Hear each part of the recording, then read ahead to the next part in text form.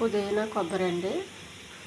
పుదీనా, కొత్తిమీర, కొబ్బరి, పుట్నాలు, కొద్దిగా ఆయిల్, తాలింపు కరివేపాకు, పొట్టుమినపప్పు, పచ్చెనగపప్పు, కొంచెం చింతపండు, కొద్దిగా ఎండుమిర్చి, ఒక టమాటా, ఉప్పు, జీలకర్ర, ఆవాలండి. ముందుగా తాలింపు రెడీ చేసుకోవాలి. పెనం పెట్టానండి. కొద్దిగా ఆయిల్ వేయాలి.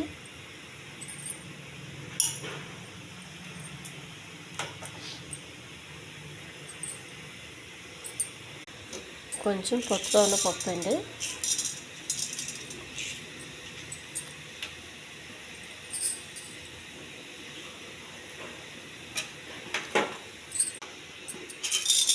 కొద్దిగా శనగపప్పు,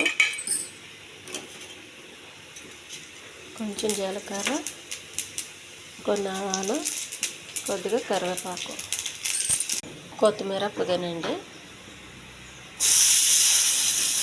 ఆయిల్ ఏమి వేయక్కర్లేదు ఎక్కువ. ఈ ఏగి దాంట్లో పచ్చిమిర్చి వేసేయండి, మనకి ఎంత కావాలో అంత. కొద్దిగా చింతపండు,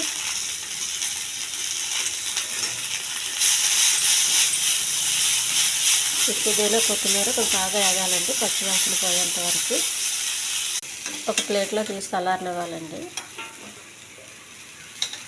పుట్నాలండి, ఇవి కూడా ఒక సగ వేగనివ్వాలి. ఎక్కువ వేగొద్దు, మాడిపోతే బాగోదు. టమాటా ఉడికిందండి, కరివేపాకు వేయాలి.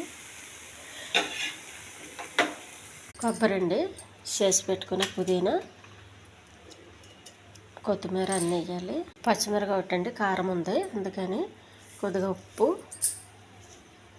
కొంచెం ఉప్పు, పుట్నాలండి, చేసి పెట్టుకున్న పుట్నాలు,